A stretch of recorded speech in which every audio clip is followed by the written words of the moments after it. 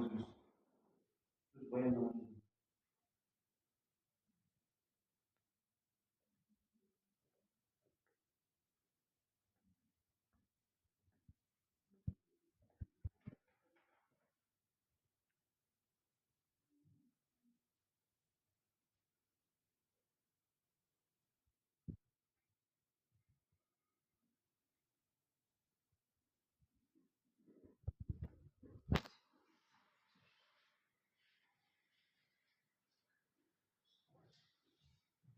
Бүгінгі қоғамдық тыңдаудың тақырыбы жер пайдаланушы бізде Весна жауапкершілігі шектеулі серіктестігі Түркістан облысы Ордабасы ауданындағы Арская 3С1 Е3 блогы кен орнында шөгінді жұмысты құрылысты игеру бойынша тау-кен жұмыстар жоспарына арналған қоршаған ортаны қорғау бөлімі.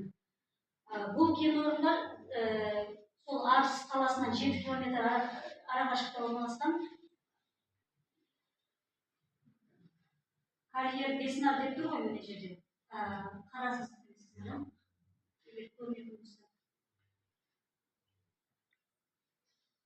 Аумағы 25 гектар.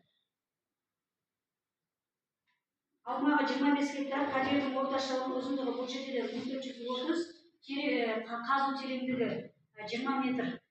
Весна жауапкершілігі серіктестігінде де бұған дейін бұл кісілерде экологиялық рұқсат қағаз болған.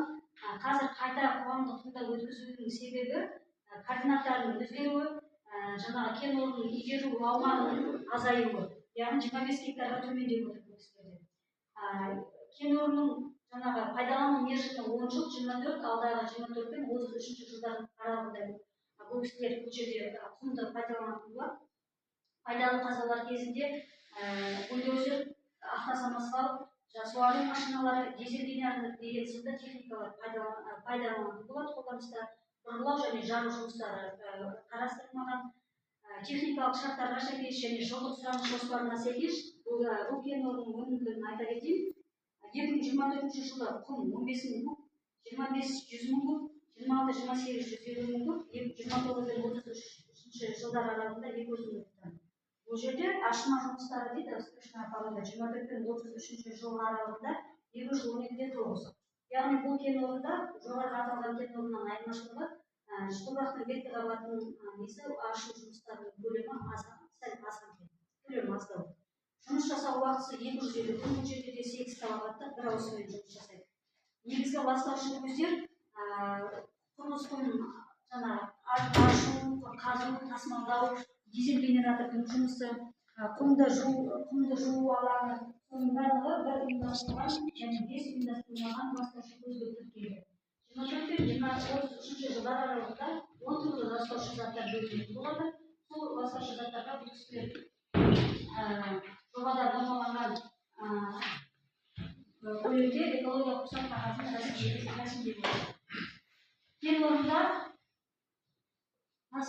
негізгі ауыз су тасымалдану арқылы жеткізілетін болады. Техникалық су арнайы скважинадан алынатын болады. Арыс өзені кен орнынан 7 км арақашықтықта орналасқан. Жерасты суының жаңағы тереңдігі 25 метр тереңдікте орналасқан. Тұрмыстық және өндірістік қалдықтар бойынша. Тұрмыстық және өндірістік қалдықтар кен орнында 3 қалдық түрі түзілетін болады. Араласқан қалдықтар, қалдық заттармен араласқан арнайы шүберектер және металл емес пайдалы қазбаларды игерген қалдықтар. Тұрмыстық қалдықтар арнайы алаңшаларда орнатылған контейнерлерде, ал майы шүберектер арнайы специальный геоксид арнайы жәшіктерде жаңағы сақталынатын болады. Толық мерзіміне қарай 6 ай өтпей жаңағы келісім шарт арқылы тазалау, қайта өңдеу мекемелеріне жіберілетін болады. Ал топырақтың беткі қабатынан түзілген металл емес пайдалы қазбалардың қалдықтары қайта рекультивацияға пайдаланылатын болады. Олар арнайы алаңшаларда, кен орнының арнайы алаңшасында сақталатын болады. Жануарлар және өсімдіктер әлемі бойынша кен орнының аумағында қызыл кітапқа енген ерекше қорғалатын өсімдіктер және жануарлар әлемі тіркелмеген. Сол себепті бұл жерде біздің жобамызда жаңағы өсімдіктер мен жануарлар әлеміне айтарлықтай әсер етпейді. Флора мен фаунаға әсері қолайлы деп бағаланады. Жобаның негізгі артықшылықтары Ордабасы ауданының инфрақұрылымын өсіруі, жаңа жұмыс орындарын көбеюі, сосын жергілікті бюджетке салық төлемдерінің көбеюі жергілікті бюджеттің. Ауа райының ыстық мезгілдерінде арнайы қоршаған ортаны қорғау іс-шаралары қолданылатын болады.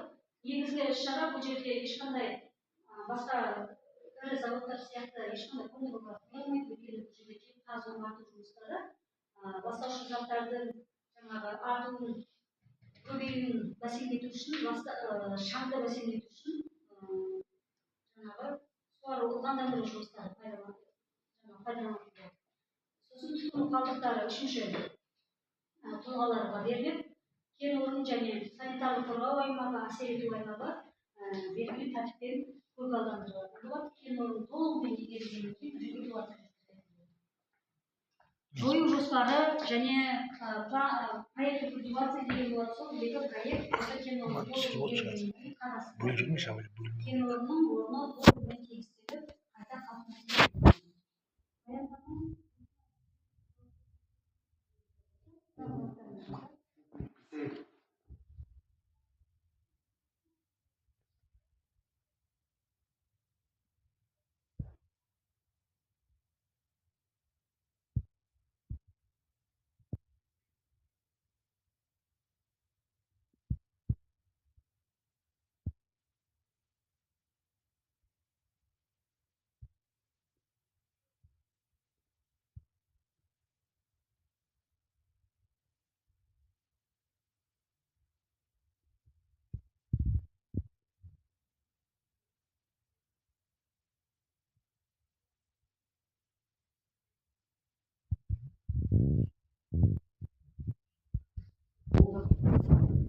Қайтып пайдаланып жатырмын.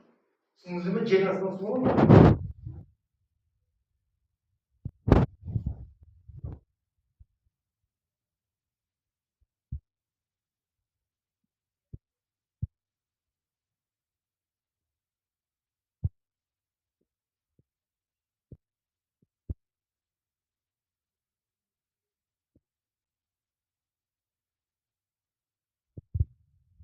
Жануар әлемі өрде анда-санда қоян көреміз. Маса деген бар, шыбын деген бар, басқа ештеңе жоқ. Шөп жаңағы айттым ғой, жаңағы осыған да деген шөп бар.